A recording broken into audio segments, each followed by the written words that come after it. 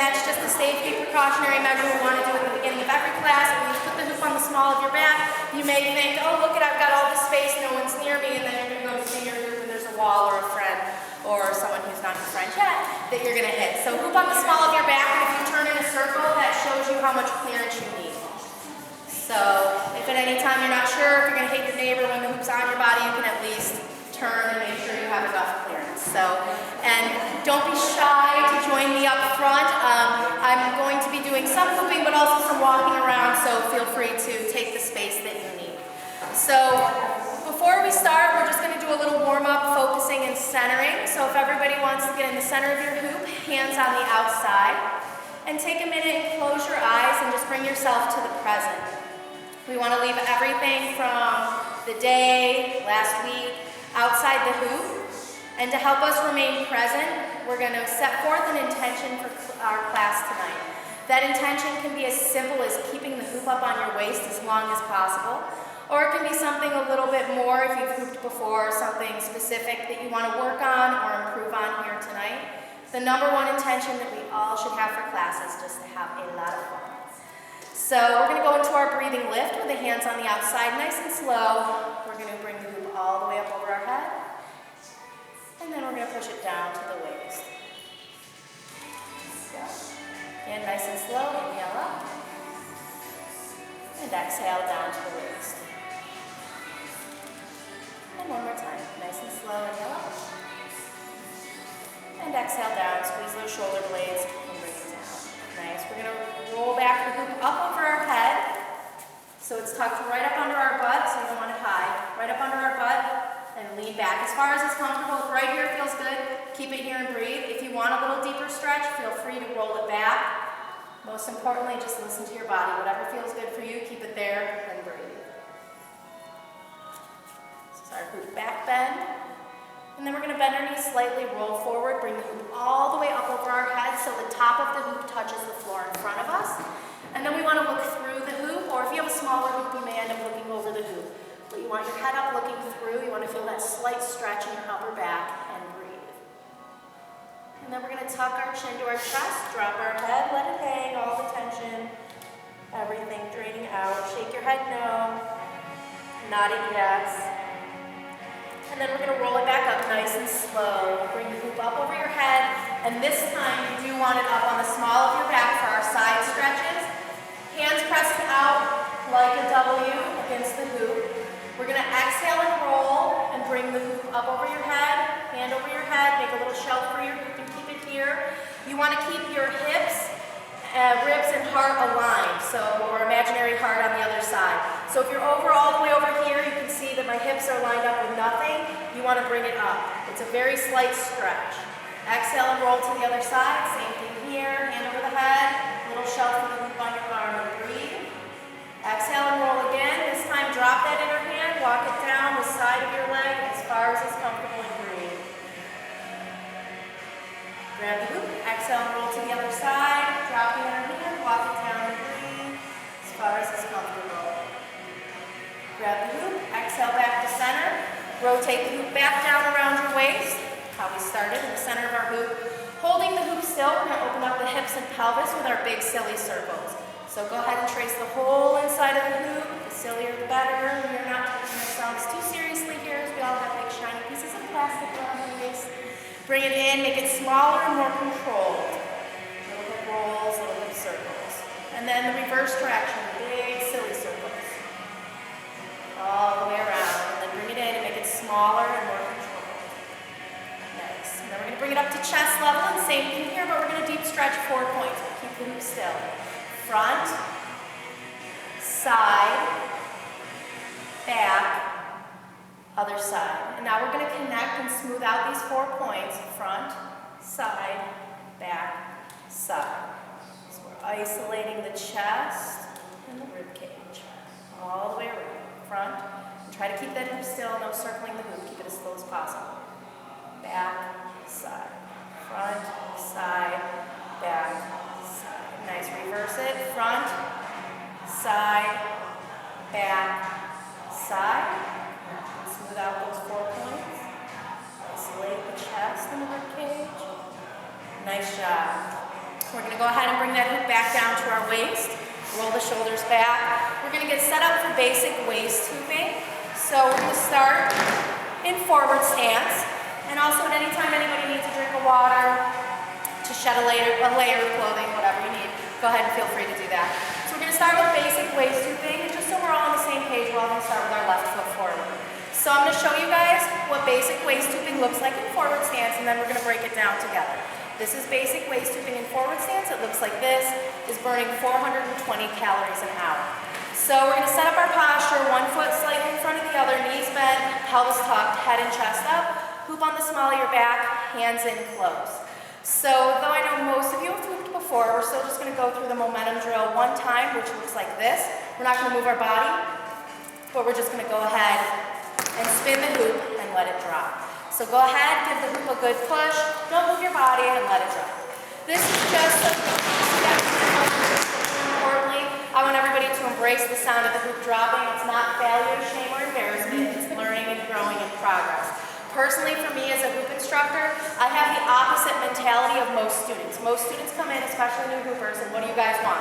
To keep the hoop up, right? That's like your fear. You don't want to come to class and have the hoop drop. You want to be able to continually waist hoop. As an instructor, I want to challenge you and continue to take you to new levels as hoopers, and if all your hoop is staying up, boring. When your hoop's dropping, I'm like, here we are. This is where we're all learning and growing as hoopers, and I'm challenging you. So the more you keep your hoop up, the harder I'll make it so that you drop it, so that I know that you're learning and growing. So on that note, we're going to go ahead, double check your stance since I had you all just drop your hoop and pick it up. One foot in front of the other, knees slightly bent, pelvis tucked, head and chest up. Hoop on the small of your back, hands in close. Give that hoop a good spin around, and this time you're going to make the motion push-pull.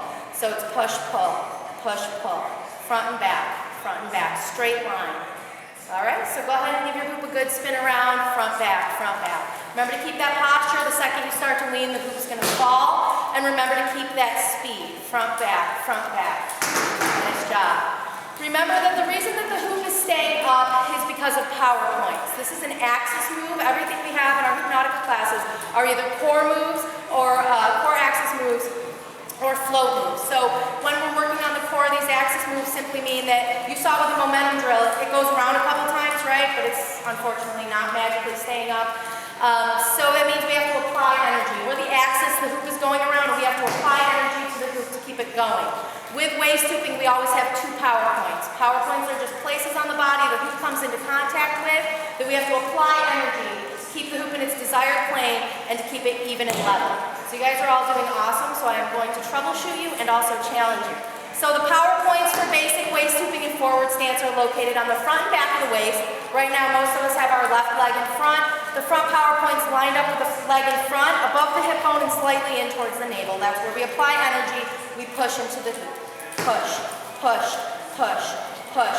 Back power points lined up with the leg and back on the opposite side. Most of us, it's our right leg, so it's above the waist, right on the right side. We are going to pull our energy into the hoop. Pull. So it's push the energy in front, pull it back. Push, pull. So now, because you guys most of you have the muscle memory for basic waist hooping, you're doing really good. I'm going to troubleshoot you a little bit. And what that means is we have the benefit of awesome mirrors in here. Although I personally find it very hard to watch myself hoop in the mirror. I'm like, and then the hoop falls, I get all distracted. However, if you can watch without being totally distracted and check your hoop out, though all of you are doing an excellent job hooping the hoop up, I do see a few things that I'm going to get nitpicky on because this is a master class and I don't want you just to be satisfied with keeping the hoop up. All right, so here's the 2 things that I want you to focus on. Number 1 is our feet, okay? Because what needs to happen is all the energy, this is a core workout, we're working our core here, and the energy needs to come from the core. When I first started teaching, after like one of my very first classes, the next class, the student came in and was like, Jen, that was such an amazing class. Like, I went home and could barely walk the next day. My quads hurt so much. And I was like, your quads? All we did was basic waist hoop. I have no idea. Why? What? And I was all confused. Well, what happens is sometimes it gets really easy to sort of cheat a little bit. And my hoopers aren't cheaters. What that means is if you can hoop and watch at the same time, there's a difference in this. You can see my waist is applying all the energy here. It's like a crunch. I'm crunching my abs, push, pull, versus this. I'm rocking on my feet, and it is entirely possible for me to keep the hoop up, but do you see how my abs are doing no work? Or a lot less work? So first thing is I want you all to be 100% grounded. Those legs don't move. They're gonna go back and forth a little bit, be getting a little bit of a workout, but I'm not picking up, I'm not rolling back on my front heel, and I'm not rolling forward on the ball of my foot. They're planted. All the energy comes from here. So keep those feet planted. And if you haven't, all of a sudden you're gonna go, whoa, and feel a lot more of a workout in your abs than you might previously, and it might be a little bit harder. And the second thing is we're going to talk about the energy that we're applying in our abs, our front muscles, front power point, and our back, the back muscle. Because if you guys can all just take a second, and I'll get out of the way over here so you guys can all have a clear view of the mirror, is though everything's doing great staying up, I see a lot of angles, okay? And that's telling me that there's an imbalance in the energy in your power points. And we want an even core workout. We don't want to work out the front more than the back or the back more than the front. So when I'm hooping, you can see that my hoop is even and level. In points in hoop dance, we are going to work on angles and you do want the hoop to go. But you want to have control of your hoop at all times. That means you can make it do what you want to do, but it should be parallel to the ground. And now if I'm hooping and my energy's imbalanced, you're going to see it going up and back. You're going to see it going up in front, and you can see that it's just a little bit off. So I'm going to take a second and come around and help you guys troubleshoot. I'm not going to give you the answers at first in regards to where the energy imbalance is. I'm going to try to help you connect with your body because that's the goal of hooping, is that you want to be able to feel and know and be in tune with what's going on. But I will tell you, if you are having trouble looking and thinking and hooping and all of that on a Saturday night, if your hoop is angling down, and you can kind of glance down with your eyes, and you see it angling down as it comes around, you're going to know that it's going up and back. Or you can just look in the mirror. If it's going up and back, that means your back muscles are stronger than your abs, and you're pulling up a little bit in the back. If it's angling up in front, or you see it going down on the one side, then you're going to know that your abs are stronger than your back, and you're pushing up a little bit. So now you guys have all the basic muscle memory. You want to be really specific and picky about the quality of your waist hooping. When you're performing, it's going to look better if you have all complete control and it's parallel to the ground. And in terms of a workout, your core is going to be balanced only if the energy and your power points are balanced. So while I go around and troubleshoot each person, the other thing that I want you guys that I'm not working with to think about is placing your hands with purpose. Because now I've given you a lot to think about already. Keeping your feet grounded, the energy in your power points. Look at yourself in the mirror, think. All this stuff. So I'm seeing out there some T-Rex hands, right? So it's like you're thinking about all this stuff. Push, pull, all this stuff, and then you don't worry about your hands. So we end up with our T-Rex hoopers, our chicken wing velociraptor. Keith's favorite, he has a couple students that are DJs. They do this. All the guys are pretty controlled. We don't, oh, my other favorite, I was a zombie hooper when I started. Like that. You guys are all pretty controlled, but we don't want to have little like weird hand things. It takes away from the aesthetics of hoop dance. As well, if you have your arms all crinkled up, it's not a good workout. So all that means is just place them with purpose. You can get them the heck out of the way. Little meditative yoga prayer position in. You burn more calories if your hands are up, and it's harder, or if your hands are out. So I don't really put them on your head if you want to relax. I don't really care what you do with them, but just so that they're not T-Rex or anything weird. All right. So can you feel where the energy is a little more or see? You got it. Yep. So it's steady. All you have to do is work a little bit more steady. Yeah, perfect. There you go. And just focus on that.